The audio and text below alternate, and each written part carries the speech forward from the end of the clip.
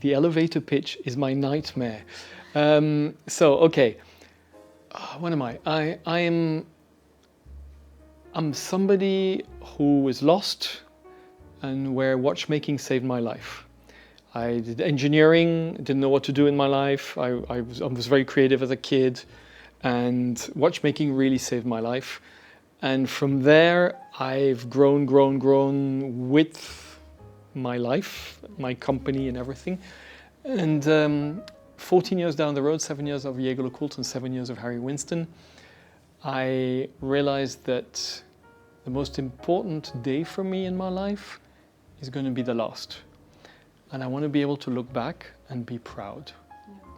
And that's when I completely changed my life. I was 35 years old, heading Harry Winston timepieces, and said, okay, I want to create a company which is mine, where nobody's going to tell me you have to grow and make money, because that's absolutely not the point. This is not a business. MB&F is not a business. And the other thing is I want to be able to have the same values in my personal life and in my professional life, meaning I only work with people who are really nice people. And that's why I called it Unfriends. And everybody told me it's a terrible name. And so that's MB&F. And so, yeah, we create kinetic sculptures which give time, which are all my crazy ideas where I think nobody's ever going to buy this. And luckily, there are a few people who resonate on the same wavelength as us in the world.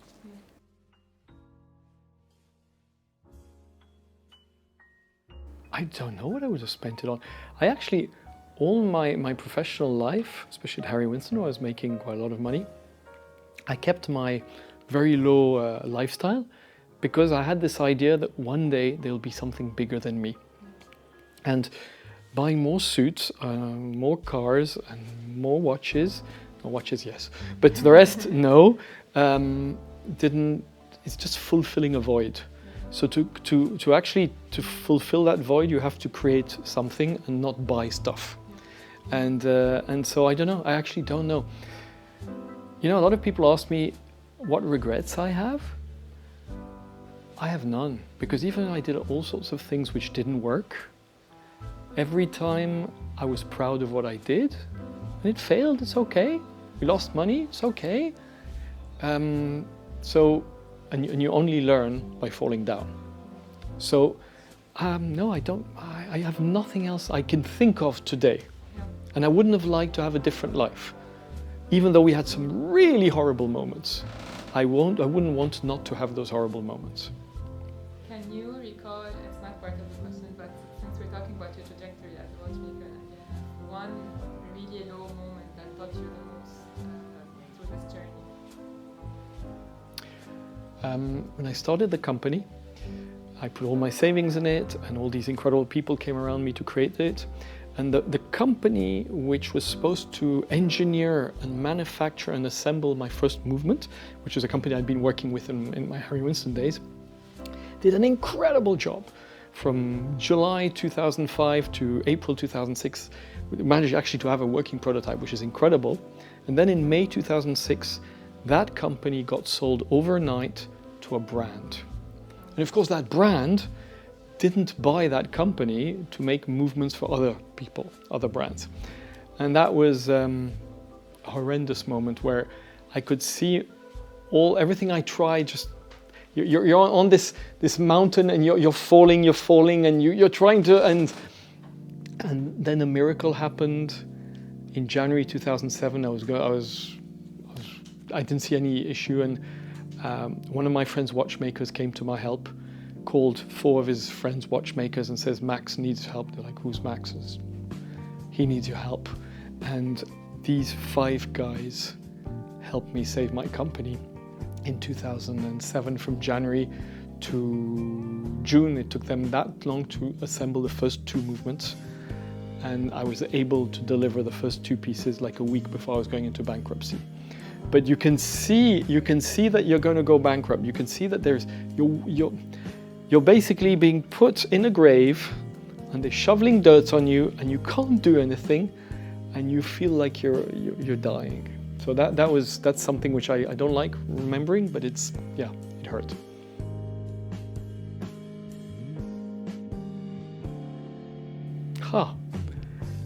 There are sorts of memories which make me smile. What is there? One which makes... I'll put it this way. Being happy was never an option in my life. I was not brought up to be happy. There was not, my parents who already didn't talk much to me, there was not something about that.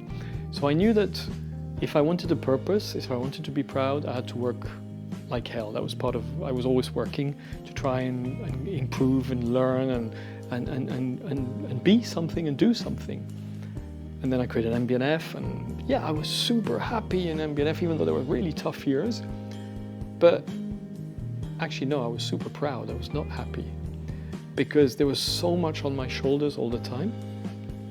And it's only in the last 2 years that, with suddenly not traveling anymore, because I used to travel like a madman before, and this demand on the brand, which has just gone completely ballistic, well, way too much, by the way, where I can sit back and actually enjoy life.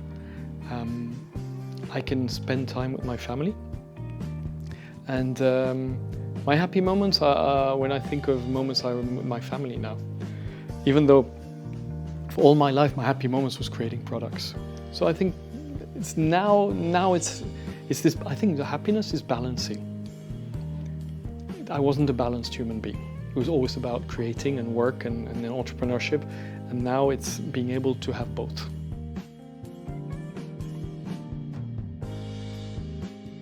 There is that you mostly learn by falling down.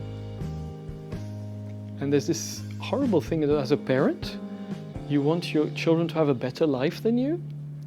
And you realize that you have become who you have because you fell down often and you got back up on your feet. Of course, you have to get back up on your feet. And that there was an incredible, my elder daughter, when she was 2, 3 and starting to run around, and she kept on falling flat on her face and crying. And I kept on telling her, it hurts, you're going to see, it's not going to hurt in 5 minutes. In life, there's no point in crying. Just get back up on your feet as fast as possible, and you see, you'll forget about it. And one day, she's running in the shopping mall, and she really goes flat on her face, and she opens her lip and it's bleeding, and I'm all alone with her, and so I've got her in my arms, she's on my, and she's crying, and there's blood everywhere, and I'm in the middle of a shopping mall, and she looks at me and she says, "Daddy, did I get up fast enough?" And I was like, I was like, yeah, that was an incredible moment, yeah.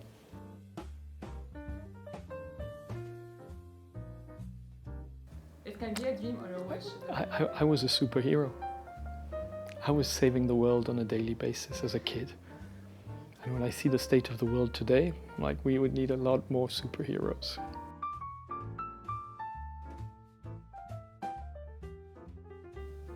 I don't have the solution, but there's one thing which I would stop, which was amazing because it's actually one of the things which made us successful. I would eradicate social media. Before social media, the world was a Gaussian curve, meaning you had a majority of people were pragmatic people. They were left or right or whatever you want, but they were in the center, and you had the crazy people on the side, and there were very few. With social media, the pragmatic people have more or less disappeared, and we've given a voice to all the crazy people in the world.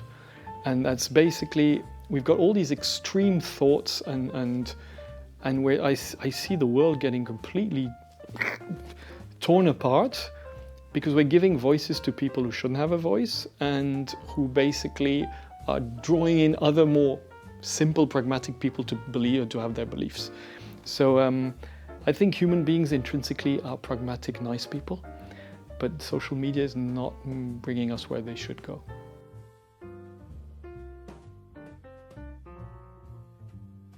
Oh, that's an easy one. Chocolate. Chocolate. I'm an absolute chocolate addict. I don't drink, I don't smoke, I don't do drugs, I don't. But chocolate, to take my chocolate away, I shoot myself. So I've found.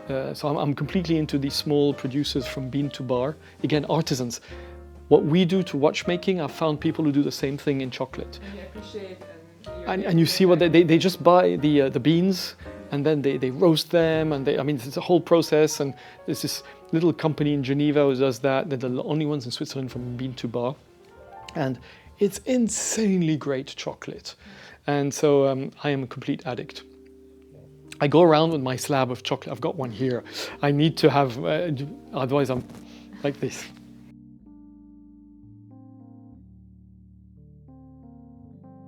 My biggest vice. You have to ask my wife probably. What's my biggest vice? As you say in French, je suis gourmand. It's completely linked to this. Yeah. I've got an insane sweet tooth. It's like I can't not have a dessert, and all of that was great till I was in my mid-40s, but now it comes with a price. You have to go to the gym way more often than before. But honestly, that's it. I mean, I try to really be a nice person. I try to be a good person. My mother was a Zoroastrian, which is the oldest monotheistic religion in history, and they just abide. I'm not, but they just abide by good thoughts, good words, good acts. And I was brought up with a few things I was told was that, and I really tried to abide by that.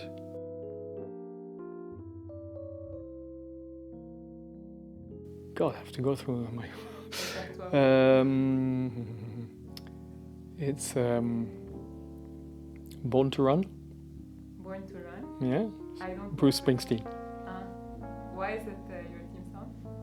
It's the idea of Born to Run. I mean, I've been running my whole life. Yeah.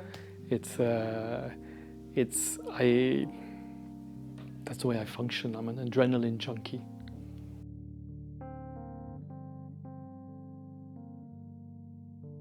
It seems like very much middle of the road as an answer, but it's going to be a niche creator who loves artisanship and creates something exceptional and doesn't give a damn if people like it. So I'm going to say Christian von Koenigsegg's pieces or Orazio Pagani's, so basically a Koenigsegg or a Pagani. That seems, because it's incredible work. It's incredibly complicated. They've been battling for years. Now it's exactly, they're living the same thing we're living. Suddenly they got thousands of people saying, take my money. Yeah. While for years they were trying to sell 20 cars a year and couldn't find the 15th client. And so I think there's an adequation there of they create products, they create cars which are exceptional with incredible detailing, because those are the cars they want to have, not because they think somebody wants to buy it.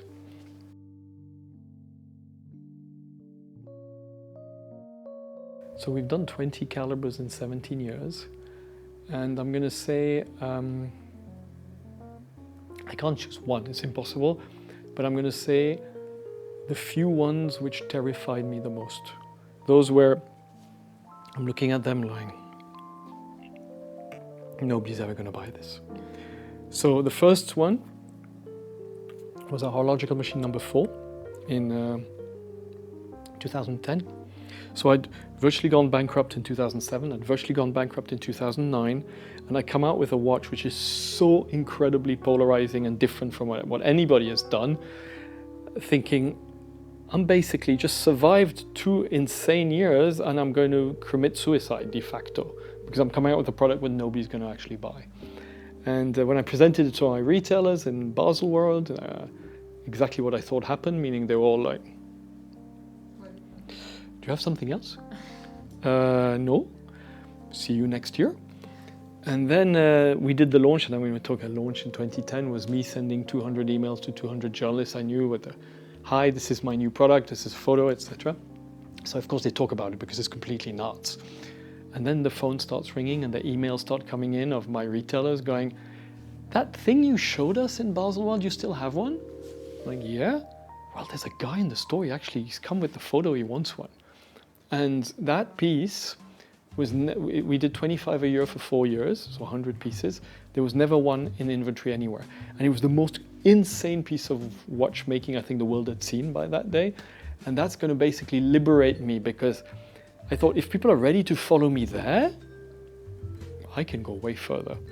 And while before I was always terrified, but there've been others. The watch I did for my wife and daughters, the Flying T in 2019, where I've always created for myself at MB&F. It's very clear. I do not create for anybody else than for myself. And there I wanted to say I love you. When I started, it was to my mother, to my wife and my daughter, which are my only family. My mum passed away, unfortunately, during the process, and my second daughter arrived. So there was 3 women in my life. And it was very, very complicated, because I had to create not for myself, but for somebody else, a woman, and not any woman, women that I want to say I love you. It's very, very, very complicated. And I had complete creator's block until I started thinking, don't try and do something they will like. Do something which you know how to do, a mechanical sculpture, which embodies what you like in them. So typically, my elder daughter, in those days she was like 4, she wanted to be a ballet dancer. She was always in a pink tutu, twirling around in that. And so the whole movement was created, this incredible movement was all vertical as a column, which basically turns on a stage. The watch is like a dome and you have life underneath. There's also allegory.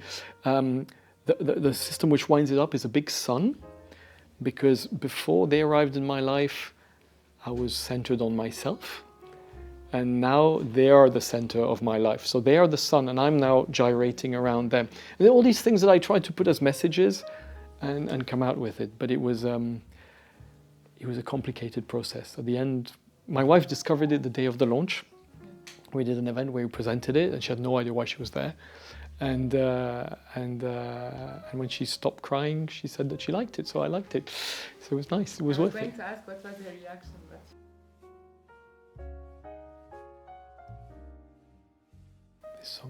I'm going to say so many pocket watches of the 18th and 19th century, because we would not exist, this whole gigantic industry today, without the great geniuses of the 18th and 19th. So we're in a very weird world where everything of this enormous industry today was created by geniuses between 1740 and 1870.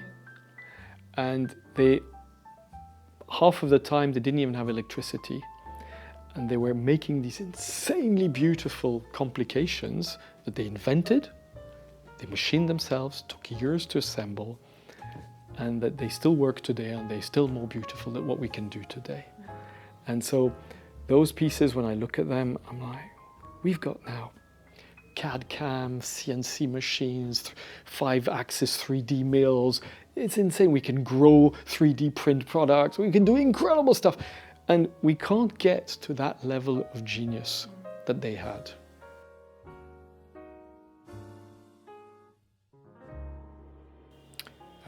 Günther Blümlein. Günther Blümlein was my first big boss when I entered Jägerle Coultre. And he was the man who recreated single-handedly Lange, A. Lange und Söhne. And he was a brilliant human being. He was an engineer, a creator. And I learned so much with him in the first 7 years of my life. And then he passed away the year I left, super early. And there are people like that where you realize you owe them so much. And like your father, when you never told your dad that you loved him, I was never able to tell him that how much he meant for me. So I'd like to see him for that. Yeah.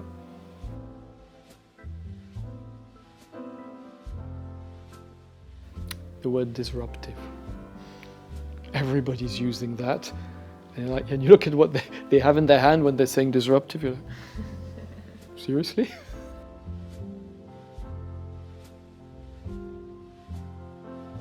We're talking two totally different worlds. On one side, you've got big businesses, which in the legacy houses have got great integrity, doing incredible work. And on the other side, you have small artisan creators whose only reason to have a company is to feel alive, and who are pushing the envelope in every single way, and because we're all adrenaline junkies, and if we don't take risks we feel dead, and where there is no money involved.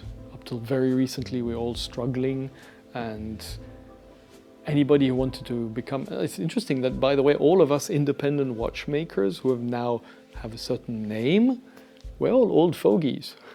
I mean, I'm one of the babies, I'm 55 years old. I mean, François Paul is 65, Kari is 60, most of them are in their early 60s. And that, except for Recepi, who's 35, there has been a whole big void because it's not a business what we're doing. You really need a calling. So it's difficult. On one side, you've got people who, for me, it's like my autobiography, it's not a business, and the other ones you're comparing to a very big business. I'm not saying one is better than the other, but the rationale and the reasoning and the why behind it are very, very different. So what differentiates us in one way is already the artisanship. You cannot make 5,000 or 10,000 or 100,000 watches a month and hand finish your pieces. And the creative process is completely different. One is a creative process about ourselves. This is what I want to do, and I don't think anybody's going to like it, but I don't care. And the other one is is a client-centric creative process. What do our customers want? So it's different animals. Again, I don't say there's a better one, and I'm a great admirer of a brand like Patek, for example, which is extraordinary, or Rolex. Rolex is extraordinary brand, extraordinary product, arguably the best value for money at that price point in our industry. But it's not the same world. We're not talking the same thing.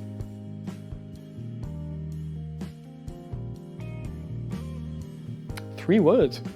I'm going to just use one. Bipolar. Meaning exactly what I was saying before. You've got on one side big entities which are going to continue growing and making a great product and speaking to a lot of people, and you have small crazy artisans who will be doing whatever they want and have no business sense at all. So you're saying they would coexist forever, these two? Yeah, because as soon as the world hates voids. Yeah. If we were to disappear, there will be others. Yeah. So I'm absolutely sure they'll coexist, yeah.